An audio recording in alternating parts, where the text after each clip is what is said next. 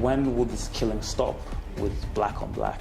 What are gangs doing? They enslaved the community. Every black person have had some type of oppressed, killing, murdered, been bullied by the Crips or the Blood. They believe, they have learned, some for Christianity, from Islam, have told them it's okay, you can kill because you're protecting your belief. And it will never stop. It's a part of life. Life is a transaction. When you lose somebody, you cry, but to the funeral director, you are crying. What are some characters that stood out to you about him? He was passionate about his business. He learned from himself. He did by himself. Consistency was there and the hard working. And he took that, he never deviated. There was nothing else he was thinking. Self-made millionaire, oh what a feeling. Because you ask somebody, this name is Monica, what does Monica mean? No, I don't know. It's Christian names. And then ask them, why do you have that name? I don't know, my parents gave it to me. When they wanted to give us these names, they knew the power in what they were doing. It was interfering because they know the culture was powerful. Because there is no other way before colonialism. They don't know how to name their children. I know you're watching this video, but real quick, please guys, please make sure you take the time to like, share and subscribe. Go and hit the subscribe button so we can keep giving you guys content, so you guys can be notified as soon as we drop some news and information that's really going to help you. And then another thing guys, and by the way, subscribing, it doesn't cost any money, nothing, no dollars, just go in there, hit the subscribe button. Again, Spotify, make sure you download our episodes on Spotify. We are exclusive to Spotify because we are getting that deal.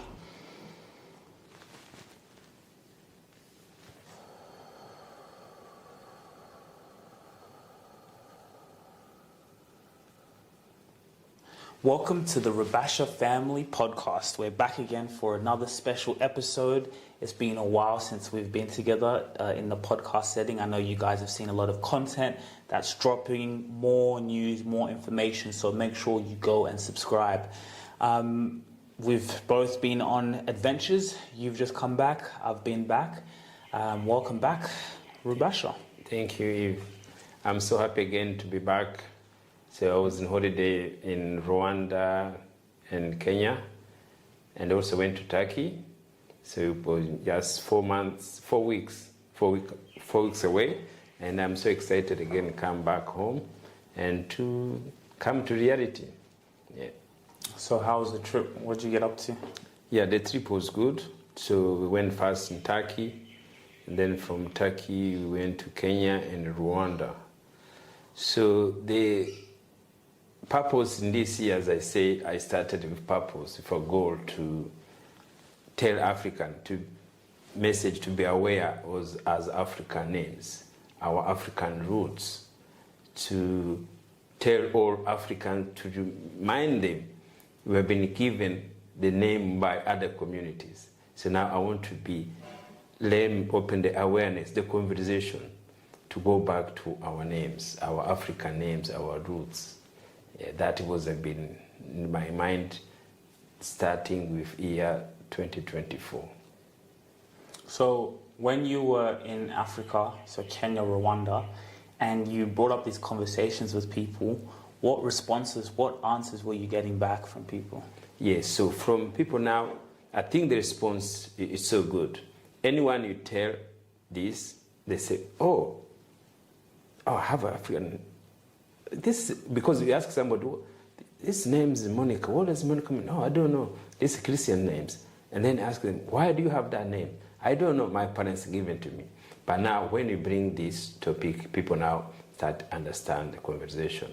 Only the things always everybody say, it's how the process, it's hard. Everybody say, the process to change is hard. But at least the awareness is there, in their mind is there. So I meet two my Rose's Nyanji uncles, very nice, and they know how the culture of naming names in their families is so powerful. They have it there. So but one uncle, he changed his name a long time ago. He changed it legally, and they have all two African names. So this idea been there. There's many individuals who have been changing their names. The idea is there, and because also they have to be aware, And when the white give us these names, it was interfering in how all these tribes, they were naming their children's names. It was interfering because they know the culture was powerful. When I was talking to Uncle Ben, now I call him Mugavana Kisaka, he knew how the culture naming from ancestors to ancestors, he knew it. But on top of that, the interference of Christianity, they didn't see it. They need to see it as interfering. But to me, that is how interfered in our culture and put small their names, become first names, but they having structure how they names their children and their family. It's powerful. This is culture powerful. Each tribe, especially in Kenya, they have the way they names their children. But the interfering in white names, that is where they didn't see coming. That's why we're talking about it. See? Because there is no other way before colonialism. They don't know how to name their children. They already have the plan. They have named the names to uncles. It's a huge, because they know how to say it. For me, I didn't know it. But each tribe, they told me, each tribe in Kenya have the way to name their names. And that's come now interfering of the white names, the regional names, and the Islam names. So the Arabic man, or the Arabic names, the Christian names, so they knew the power in what they were doing. What power does it take away when you take away the name and put your name? Yes, so it is a partial culture you take away. Yes, it's a part of your culture you take away. So now, your identity now, he had to become two. You see, normally we should have one identification as African. People sees you, say, oh, this is African man. But now when they sees you, they have to go to check name, is a Christian or is a Muslim? See, you are African, Christian, or African Muslim. See, that is how another identification they put it in our mind. And that identification what created the conflict. So which, as I say, let's we take whatever belief somebody could say, we have to have a freedom for belief. You could be Christians, but have African names. You could be Muslim, but have African names. That is how it was to be. That's how it was before. But now, to interfering now, to bring the names now, give us their identity for your ancestors. You see, if you give you Brown, or Michelle, or Etienne, that is the ancestors. If they give you Ali, Mohammed, that's their Asma, ancestors. that is their ancestors, not our ancestors. And the things now I found now, which is so hard now, especially in Kenya, in tribes. So if you say like Atieno or Tieno, they know which tribe this person belongs to. If you say Karonzo, Musyoka, they know which tribe they're coming from. If you say Musari Mudavadi or Muchumaniva, they know which tribe coming from. If you say maybe Kariuki, Muriuki, they know which tribe coming from. But as Africans, we have taken other community names, but it's hard for them, they told me, between the tribes, to give somebody's Africans or Kenyan, and you give them a different tribe names. They will not allow together. Never did. He said, no, it doesn't happen that way. But you see, we can take others' communities' names, and because they interfere in our mind. Only African, they can take name between when there's intermarriage. But in their names again, they can't. Because that is how we go back to our roots. Our roots naming, it was cultured names. It was there before. And that is why a white man came in now to identify us with their belief and with their name of ancestors. These things have to be changed. They have to be talk about it and be changed. And we spoke about this a little bit earlier.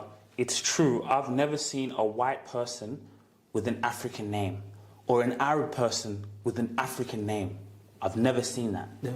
Maybe Never. if it has intermarriage. Yeah. Yes. If they are connected to a marriage. So that's you agree. We are saying if there's mix, we have to have mixed names. That is how it is. See, because we have to share culture. We can share names between tribes, but we could not be imposed others people names without thinking about it, without questioning about it. This is what I'm bringing up. We question it. How did we get these names? Why did we get these names? Is it because our name wasn't good? Or is it because they knew how to market it well? See, this is where I'm coming now, as I said, this century, somebody who created this social media is so powerful. It's so powerful. There's nothing has created that this social media in the 20th century. What does that mean? As Africa now, we have to look ourselves. We stop blaming and we start to become victim for anything, because what we got to learn now is to market ourselves. With these tools in our hand, that's how we're doing it. See, this is why I'm there coming is, my idea and my purpose 2024 is to market African names, to let us, the children comes, they have their own African names. It's hard. The one which we're having is not problem, but we talk about it, the awareness. Now to naming next generation, to name names by African names. I realize, you see all these cars, you see, these Japanese cars, everything. When you hear Kawasaki, Honda, those are name of people. Ford, those are name of people who create that. Mercedes, all those they are belonging to the names to their families. And I've got to see that representing the culture who you are. You see?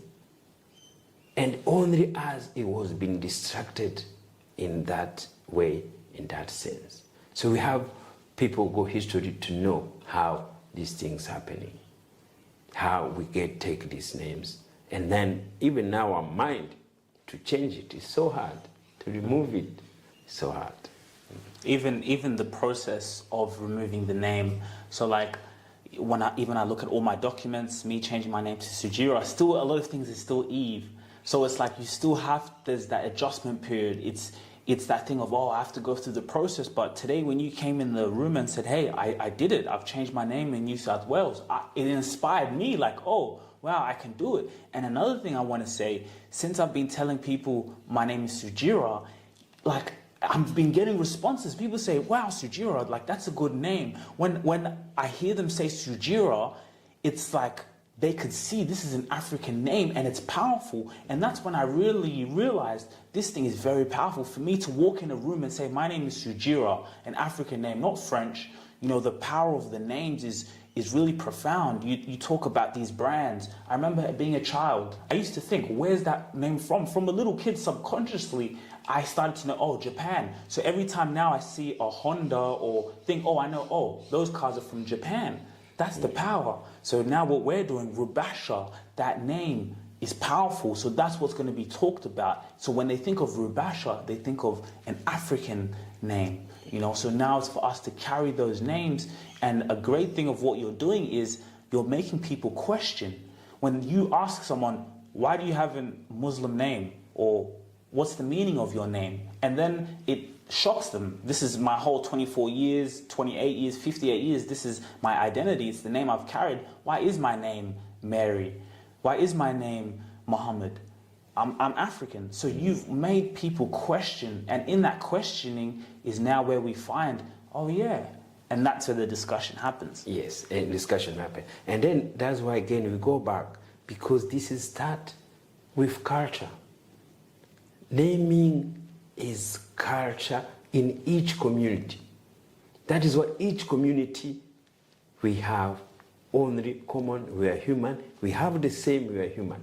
But we have that make us a bit part of representing. Yes, which is the color and then the names. See, but all we are one. But those two things, much easier to know straight away who you are. And the